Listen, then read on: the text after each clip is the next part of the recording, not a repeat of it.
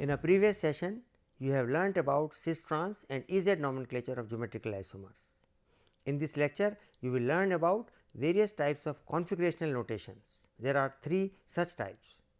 Number 1, D and L notations used for simple organic molecules, sugars and amino acids. Second type includes threo and erythro system derived from 4 carbon atom sugars for assigning relative configurations along with the inherent ambiguities. Third, the most important is the absolute configuration assigned with capital letters R or S. These are based on priorities of various groups as we have already discussed for EZ nomenclature and the rules for which are approved by IUPAC. Besides, the terms retention and inversion of configuration and racemization will also be introduced along with a brief account of methods used for resolution of racemic mixtures. Now, with the help of polarimeter, we can determine that which of these two isomers is dextrorotatory and which of these is levorotatory.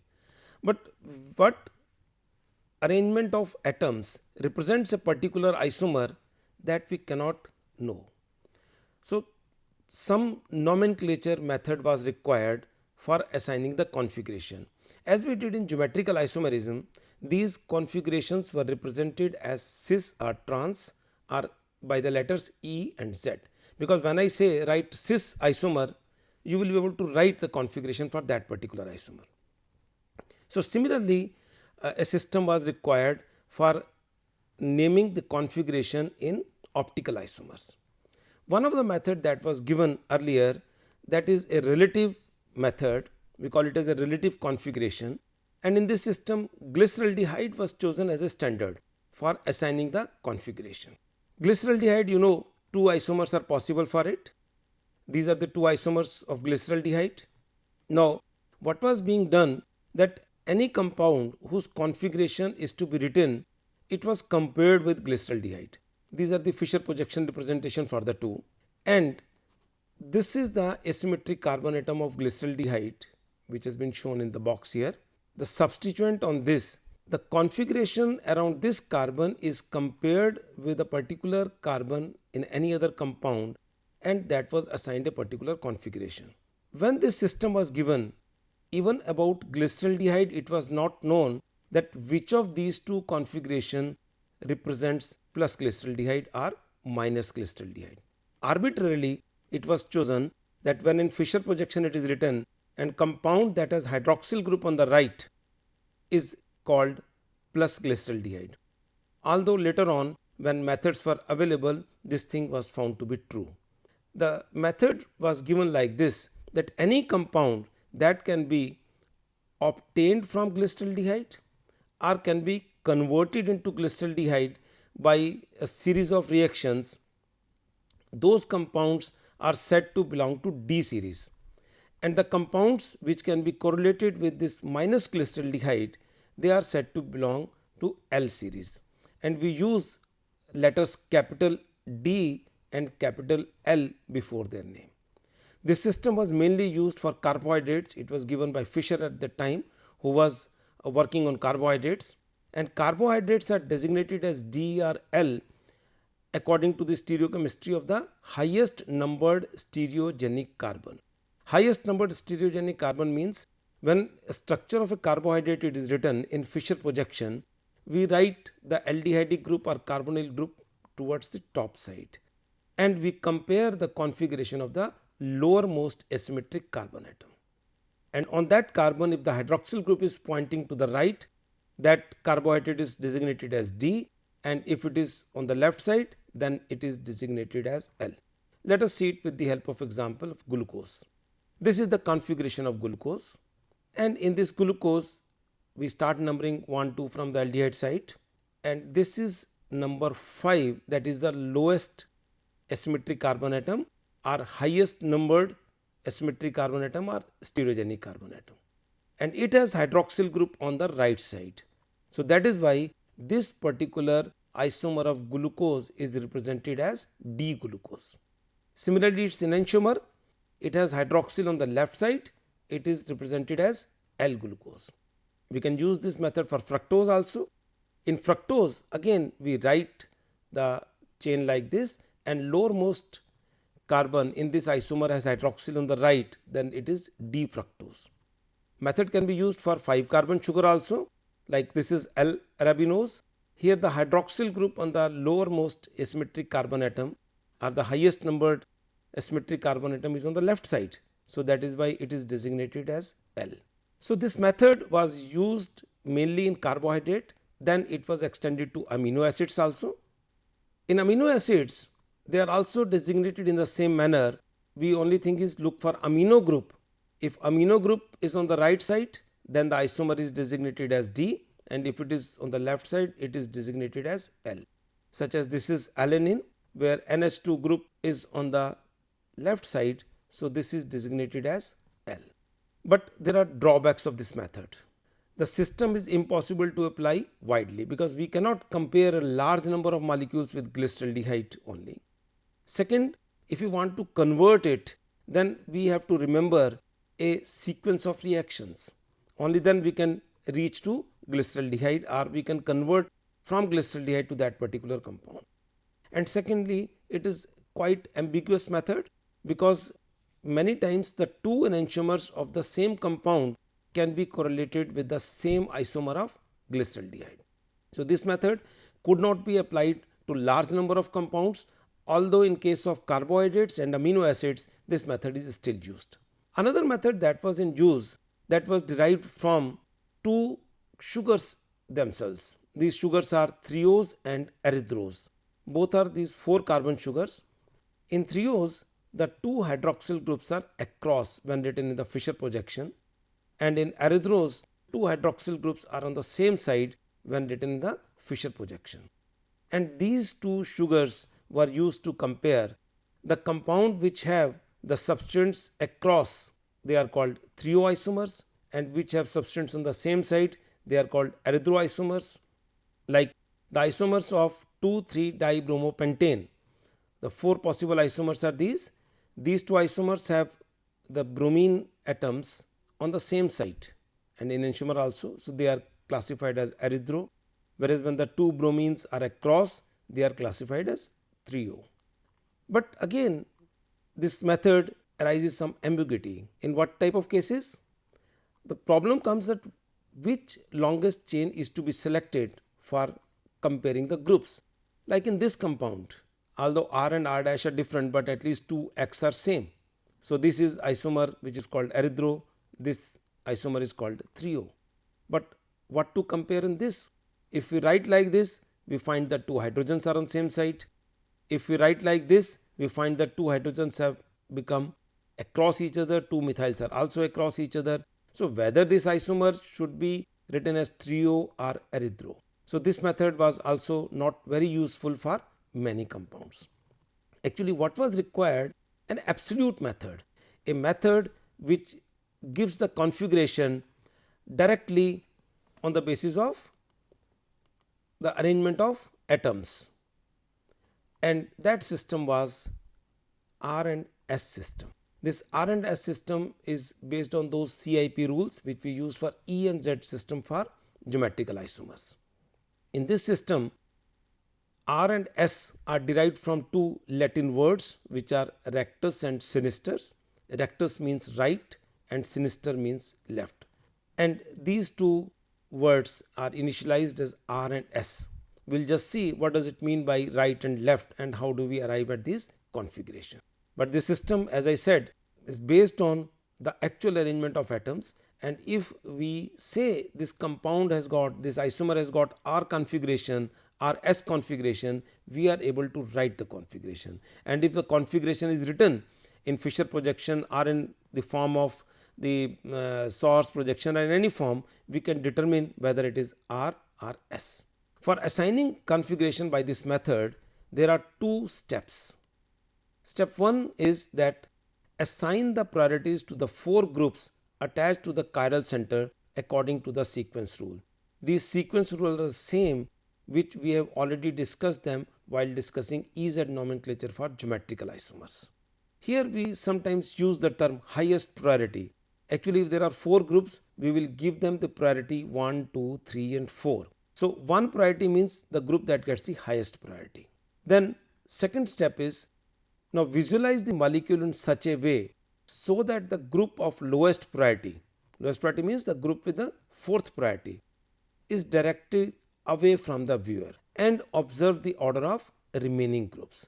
Means we view the molecule from such a direction that the group getting the least priority, 4th priority, is going away from us, and then we see the arrangement for remaining 3 groups with the priorities 1, 2 and 3. If in the sequence of 1, 2 and 3 our eyes travel in a clockwise direction, that is in the right hand side, we call this molecule to have R configuration.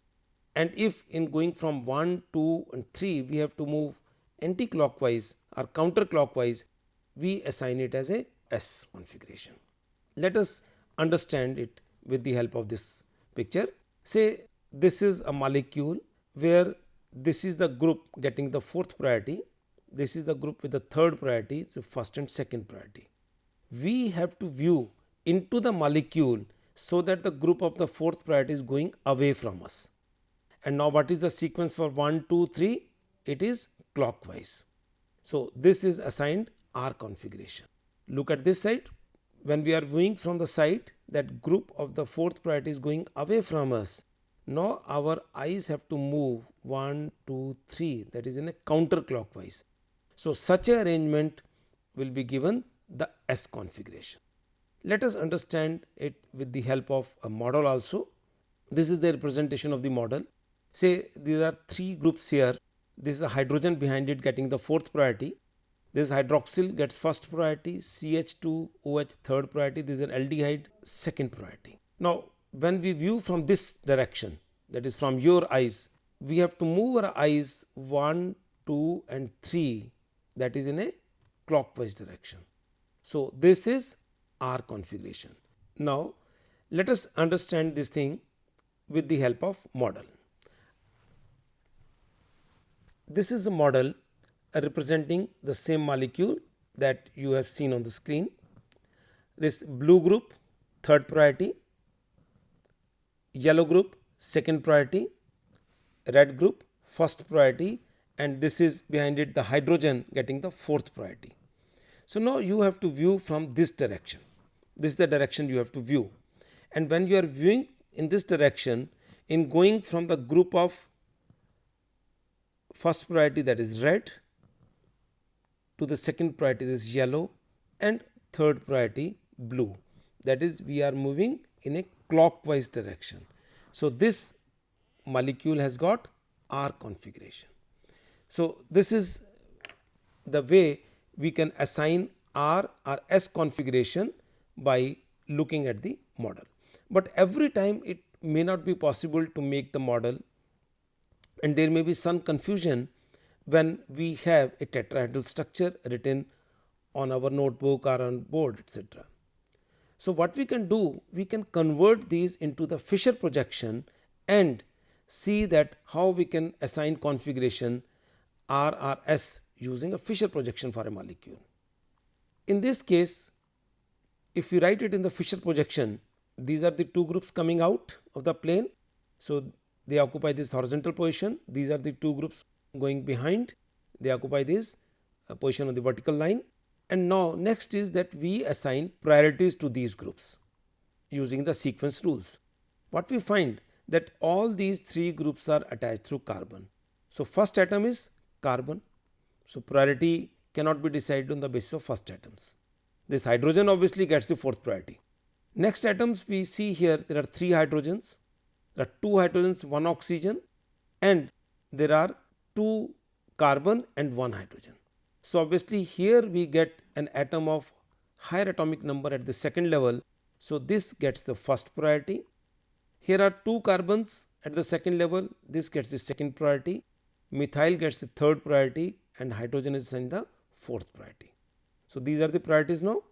CH2OH group 1st priority, CH3 twice 2nd priority, methyl 3rd priority, and hydrogen 4th priority. Now we have to view into this molecule from the direction so that group getting the fourth priority is going away from us. Now, as we know that in Fisher projection, the groups on the vertical line are going away from us. If we bring the group of the fourth priority to this position and then view the molecule from this side, from our side to this center, these three groups will be like this, that these two are coming out and this is going behind. So, they are just like as we are sitting on a driving seat of a car and these three groups are present on the steering wheel and this group is going towards the axle. So, just look at the steering wheel and see the position of these groups. But before looking at the sequence for the groups, we have to bring the group of the fourth priority to this position. And this we can do in Fisher projection by carrying out two interchanges. After one interchange of the groups in Fisher projection, we get the mirror image, and after two interchanges, we get the same configuration. Now, we do a first exchange. Let us do this first exchange between this group number 1 and 4. We get this situation. Hydrogen with the fourth priority comes here, CH2 goes there. Then we can do any second interchange between these two groups or between these two groups. We will not use this hydrogen because we want to keep it here. So, after a second exchange, say between this methyl and CH2OH group, we get this situation. CH2OH, CH3 twice, CH3 and then hydrogen. Now, what we have to do? We have to look for the sequence of this 1, 2 and 3, and we find that sequence is clockwise. So, this isomer is assigned R configuration. Let us take another example. There is an isomer of glyceraldehyde where we have given the priorities. This hydroxyl group gets the first priority, CHO the second priority, CH2OH the third priority, hydrogen the fourth priority. Again, we do not have the group of fourth priority here, and we can bring it here by carrying out two interchanges. Let us say first interchange we do between this group 3 and 4, this comes here. Then we carry out a second interchange, say between this group and this group. The group with the first priority comes here, this is third priority, second priority. Again, now if we look at the sequence 1, 2, 3, we find that we have to move our eyes in a counterclockwise direction, and that gives it the S configuration. So, in this way we can assign R or S configuration to the molecules using Fisher projection. And also, if the molecule is given to us and we are asked to write the configuration, we can do in the same way, that we look for the 4 groups on the asymmetric carbon atom, give them the priorities, put a cross, put the group of fourth priority here, and then as per R or S we write the groups on these 3 lines. Now, we can have molecules with more than one asymmetric carbon atoms. If we have more than one asymmetric carbon atom, then this R or S configuration is assigned to each asymmetric carbon atom. Say this is an isomer we have plus tartaric acid. We want to assign the configuration at this asymmetric carbon atom. The groups attached to this carbon are carboxyl, hydrogen, hydroxyl, and remaining fourth group is actually this remaining part of the molecule. It is attached through carbon. So, the first atom at this first level we will consider as carbon. Now, let us assign the priorities. This hydroxyl group is attached through oxygen, gets the first priority. Hydrogen obviously gets the fourth priority. This is carbon, this is carbon. But here we find it is C double bond O and single bond O. So, all oxygens, where here this carbon is attached to one oxygen, one carbon and one hydrogen. So, obviously carboxyl group gets higher priority. So, this is second priority, this is third priority. Now, we can write on a separate cross these groups with these 4 priorities, carry out the interchanges, bring the group of fourth priority here and see the sequence. We will find that it is anti-clockwise and this is assigned an S configuration. Similarly, we can use this method for this particular asymmetric carbon atom using these groups hydrogen, hydroxyl, carboxyl and the remaining part of the molecule, and we again get S configuration. Similarly, we can assign configuration to all other isomers of tartaric acid. This one gets R and R configuration. This is R and S, this is S and R. Let us compare something that we have studied earlier. We find that this is an enantiomer of this, and in this enantiomer, if these asymmetric carbonates have got the S configuration, obviously mirror image will require R configuration. In meso, one carbon is R and other carbon we have discussed earlier is the mirror image of it. So, obviously we are getting S configuration for this. We get the mirror image of whole molecule, this becomes S, this is R. This actually represents the same molecule and it is optically inactive. This is what we have already discussed. So, this is about the nomenclature for configurations. Now, next we take up, there are certain terms which are used in stereochemistry. Generally, one of them is retention of configuration. Retention means something is retained. Now, what is retained here? It is configuration that is retained. Means if in a reaction, a group is replaced by another group and group occupies the same position that was earlier occupied by the leaving group in the reactant, we say that it is retention of configuration. We can see it with the help of this structure. Say this L represents a leaving group, some reaction is carried out, but this group that has come occupies the same position and the position for all other three groups, it remains the same. Then we say that in such a reaction configuration has been retained. Another is inversion of configuration. Now, inversion of configuration is that if a net change of a reaction is substitution of a group on chiral center in the reactant in such a way that the incoming group occupies the position which is opposite to that which was earlier occupied by the leaving group. Let us understand with the help of this example. Say this is the leaving group, some reaction has occurred and the group that has occupied this position, it comes on this direction and all these three groups they have gone in this direction. That is, overall molecule has got inversion of configuration. We observe this thing, this type of inversion in mainly SN2 type of reactions. Then next is racemization. Racemization is that if in a reaction we start with a pure enantiomer and after the reaction we get mixture of both the enantiomers of the product, dextrorotatory as well as levorotatory, that is we are getting a racemate or racemic mixture.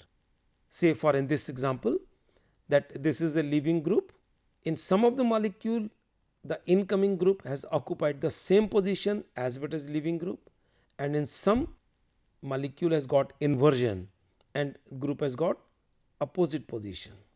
If the two isomers are formed in 50-50 ratio, then the racemic mixture will be optically active, but sometimes in many reactions it is not the 100% racemization, one of the isomer may be more and other may be less, that depends upon the other factors in the reaction.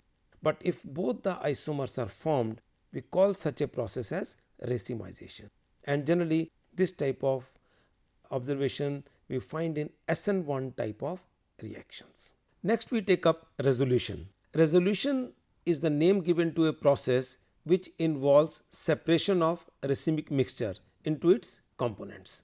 There are different methods which are used for this process. One is the mechanical separation. This method is applicable for those mixtures only where the enantiomers form different crystals which themselves are enantiomorphous, and actually it was this type of separation which led to the discovery of stereochemistry. It was Louis Pasteur who separated the crystals of sodium ammonium tartrate using a tweezers and could get two different type of crystals which were mirror image of each other, and from there all this stereochemistry generated. The another method is crystallization. In this method, a crystal of one enantiomer is added to a supersaturated solution of the racemic mixture. Then what happens? The molecules of one particular enantiomer that we have added, that starts developing their crystals on those seed crystals which we have added, and other remains in the solution. Another method that is used is biochemical resolution. There are certain bacteria or fungus which consume one of the enantiomers only when they grow in the presence of racemic mixture. And what happens in the process? They consume one and another isomer can be recovered intact. The disadvantage of this method is that one of the isomer can be obtained and other is lost. Actually, this principle is based on the method that in most of the biochemical processes, even in our body, we use one of the isomer and other is useless, such as we use glucose in large amount as the source of our energy. It is only the D plus glucose that our body can digest or can consume. The other L isomer of glucose is just useless for our body. Our body will not be able to digest it or get energy from it. The another method for the separation of a racemic mixture is used, that is the most common method, is formation of diastereoisomeric salt. Diastereoisomeric compounds we have discussed earlier that they have different physical properties and it becomes easier to separate them. So, in this method what is done, that a given compound is converted into a diastereoisomeric salt which can be separated by fractional crystallization. Suppose we have an acid which is present as a racemic mixture. What we do, we add a base with one of the enantiomer, that is either dextro or levorotatory. This base will form the salt with this acid and we will get two salts. One will be plus acid plus base and another will be minus acid plus base. Now these two salts are diastereoisomers and they have different solubilities, different crystallization and they can be separated. Similarly, we can use this process for a mixture of base also. In that case we will use one isomer acid, or this can be used for other type of compounds, like we can even form esters. Suppose I have mixture of this acid, I can use one pure enantiomer of an alcohol, let them react chemically, form the ester, and then later on the two different esters which are diastereoisomers can be separated and from them acid can be recovered by the process of hydrolysis. Then one final method that is used these days is by chromatographic separation, but this separation occur when we use a adsorbent which itself is optically active. And some of the common adsorbents which are used these days are lactose, quinine with silica gel, etc. So these are the methods which are in use for separation of racemic mixture. Now let us see what we have done today. In our today's session, first we will review what we did in our last session about the stereochemistry. We discussed that there is a need for the nomenclature of configuration. We discussed that two general methods are used. One of them gives a relative configuration which is difficult to remember. Another is absolute configuration. They are represented by R and S. We discussed some terms, retention, inversion, racemization, and then we discussed the methods which are used for separation of racemic mixture. Now in our next session we will talk about conformations. We discussed earlier that conformation are the different relative arrangements which are obtained by rotation across single bonds. So we will be talking about this in our next session.